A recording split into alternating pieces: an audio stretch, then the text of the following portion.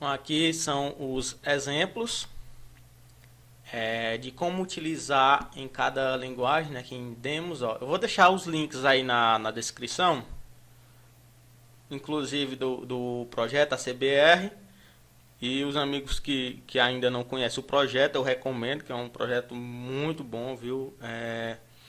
E aproveitei para fazer uma colaboração também. Aí na descrição vai ficar os links.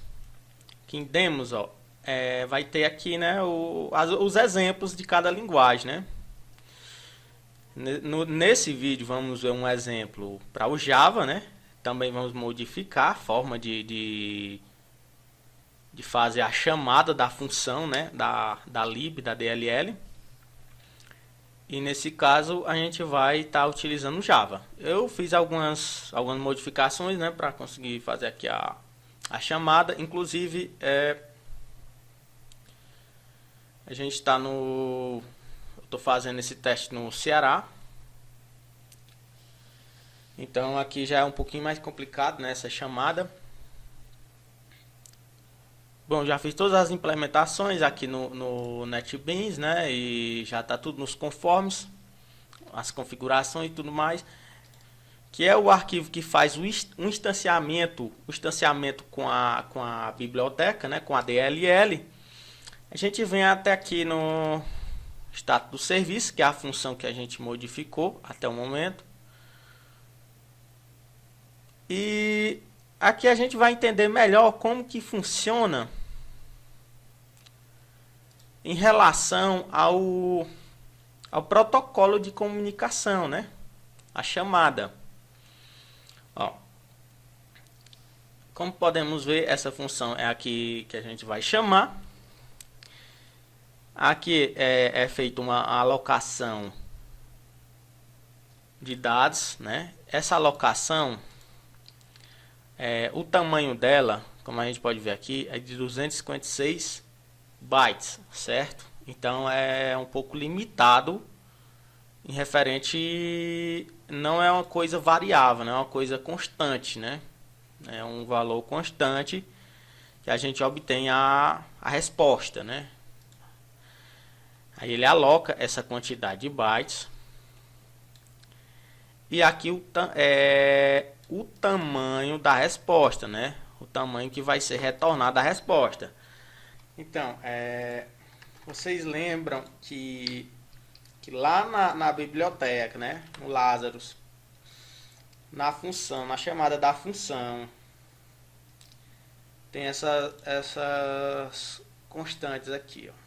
Essa constante aqui, que é a resposta, e que é um ponteiro, né, para um stream de chars, né, e o tamanho, né, e o retorno é um inteiro. Então o que acontece? Esse buffer aqui, que é alocado, ele é essa resposta, S resposta. Ele vai ser armazenado, tá entendendo? Nesse buffer. E esse buffer len, que é o tamanho da resposta, né? É esse tamanho. Ele vai ser armazenado nessa variável aqui, esse objeto. Aí aqui é feita a chamada, ó. Aí assim é feita a chamada. Aí vai os dois parâmetros, né? Que nem aqui, ó. E o retorno é um inteiro de 32 bits. E aí ele faz a checagem, né? Aqui ele checa qual foi o código de retorno. Aquele código lá de retorno, né?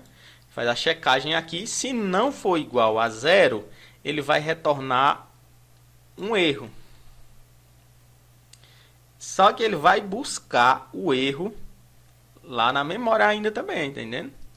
No último retorno, que é aquela structzinha lá de resposta. Ele vai ter que voltar lá e pegar esse erro na struct de resposta, tá entendendo? Ou seja, nesse caso, ele vai fazer duas chamadas a biblioteca. E aí ocorreu tudo bem, não teve erro, ele vai processar o resultado, informando o buffer e o tamanho da resposta, para converter em string, certo? Aí vamos lá, ele já faz nessa lib base, né? Já faz esse tratamento nessa outra classe, né? O que ele vai analisar aqui? Ele vai analisar o tamanho da resposta.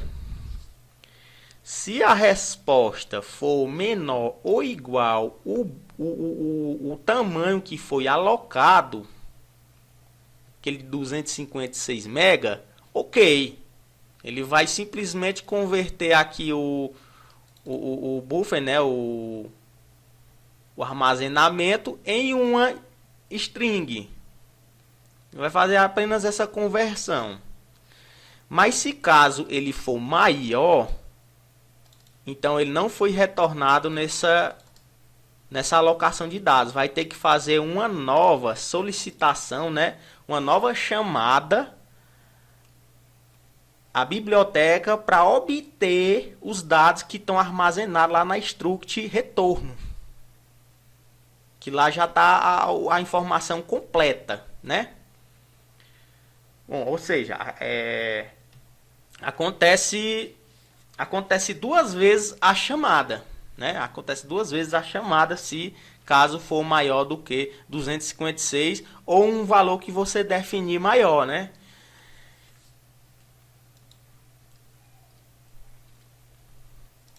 Aí o que a gente fez? A gente fez o seguinte, a gente já obtém o resultado lá, que está lá no struct retorno, diretamente, sem fazer todas essas verificações. Como? Vai ser o seguinte, olha só. A gente já não vai precisar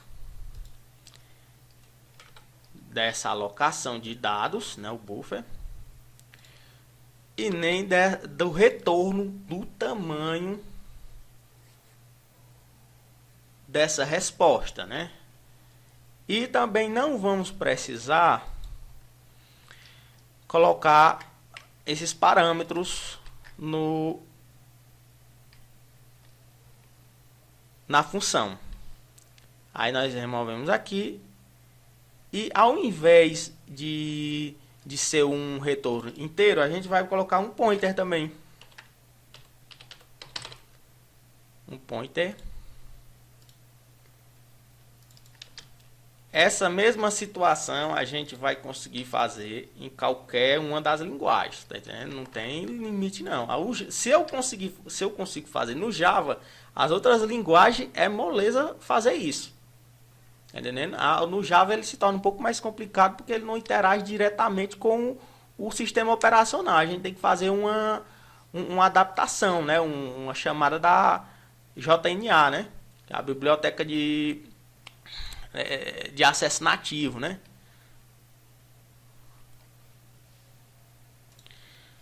Aí aqui na interface, né, de instanciamento, a gente vai vir aqui também na chamada e vai ter que colocar também um ponteiro como retorno e remover os parâmetros, né?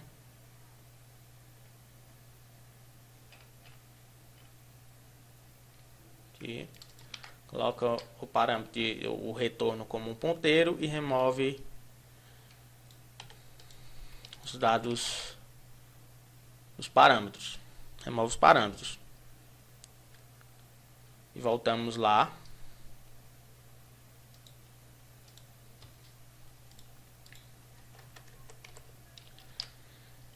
Agora aqui o que a gente vai fazer? A gente vai pegar primeiramente o código de retorno, certo? No ponteiro, né?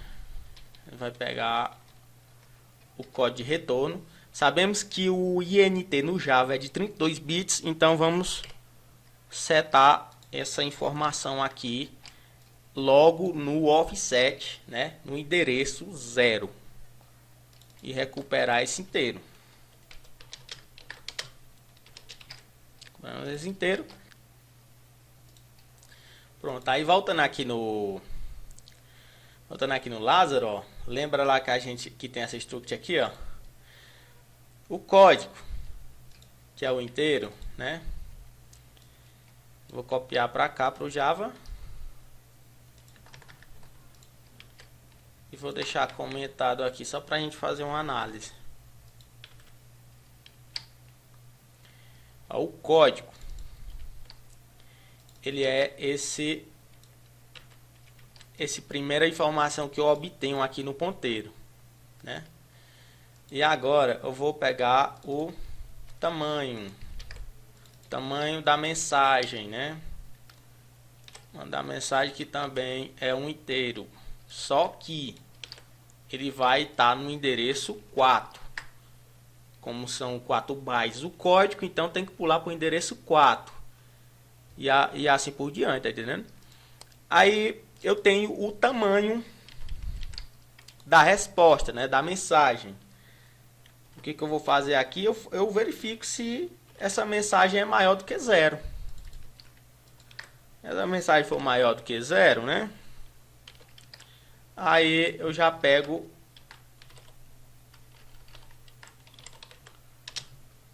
a mensagem. A mensagem, ela por padrão, eu vou definir ela aqui como vazia, né? E se ela for maior, ela já vai ser pega aqui através do ponteiro. Como uma string ela é um ponteiro, então eu já tenho que pegar aqui e obter a próxima informação já vai ser um ponteiro. No offset, né, no endereço 8. Por que no endereço 8? Aqui também são 4 bytes. Então eu tenho que pular 4 bytes, levando em consideração que ele inicia no 0. Aí ele já vai pegar um ponteiro, um outro ponteiro da mensagem aqui, certo? Vamos fazer assim para que fique mais entendido, né? Aí agora sim. Agora eu posso pegar a string, certo? Só que eu tenho que pegar a string no formato de bytes. Uma estrutura de bytes, certo? Então eu vou colocar aqui o endereço, certo? O offset, que vai iniciar no 0, né? Claro, porque já é um novo ponteiro. E aqui eu vou colocar o tamanho a quantidade de bytes que ele vai obter nesse ponteiro. Aqui ele já vai retornar essa estrutura de bytes, né? Esse stream de bytes. E aí eu converto ele, no caso do Java, para string. Converto ele para string. Pronto, aqui a gente já obteve a mensagem. Aí essa parte aqui a gente já obteve o retorno. Aqui a gente já obteve o retorno completo da biblioteca, só com essas informações aqui. Dessa forma não vai precisar fazer uma outra solicitação para verificar lá se tem se tiver uma quantidade de informação maior, né, uma mensagem maior, se for maior do que o 256 MB, ele já tem aqui tudo, não precisa mais, já se resumiu a isso. Foi resumido a isso. O que acontece?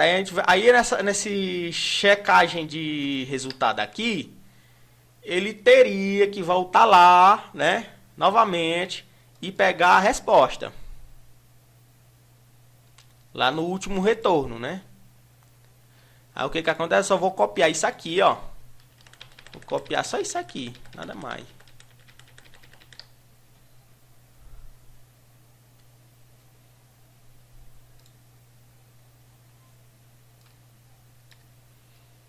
e vou colar no lugar dessa informação aqui. Não, melhor, eu vou comentar ela para a gente ver o que a gente removeu da função, né? E vou colocar aqui. E vou fazer aquela mesma verificação. Se for diferente de 0, ele vai retornar um erro, né? Se o código aqui for diferente de 0, já vai ser um erro, não vai ser uma informação tratada, né? E vou colocar aqui a mensagem de erro. E pronto. Aqui do retorno, se não for um erro, ele não vai precisar fazer o processo de recuperação da resposta, né? Não vai precisar fazer o processo de recuperação da resposta. Então, não vai precisar fazer esse procedimento todo aqui, né? Se for maior, vai ter que fazer uma nova solicitação e não sei o que. Vocês já entenderam como é que é. Só simplesmente aqui eu venho na informação aqui de retorno.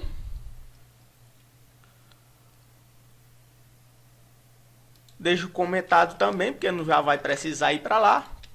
E coloco o retorno da mensagem.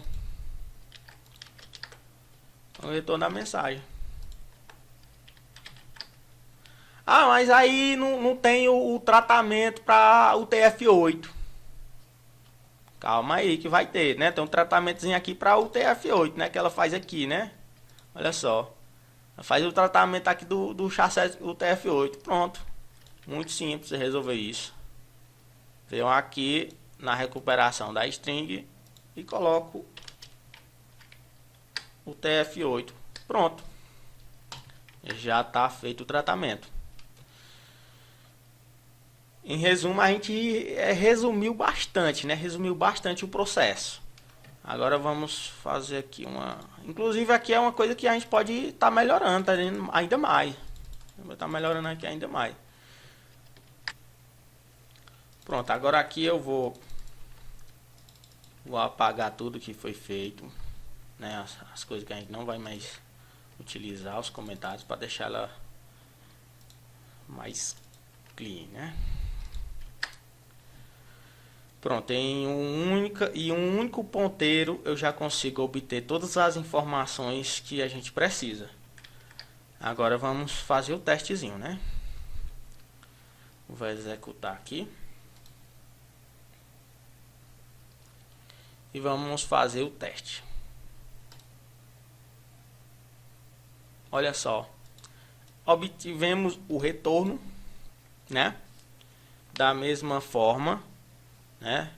Só que com menos procedimentos, né? E de uma forma bem mais prática, né? Então, eu tô fazendo o teste aqui no Ceará, né? E tudo mais. E pronto. Ele ainda foi comunicar com o integrador, né? Que vocês sabem, no Ceará precisa ser comunicado com o integrador e tudo mais. E como podemos ver, funcionou perfeitamente. Aí você me pergunta, né? E como é que vai ficar para apagar os dados? Não, aí no caso dos dados vai funcionar da mesma maneira, não tem diferença não.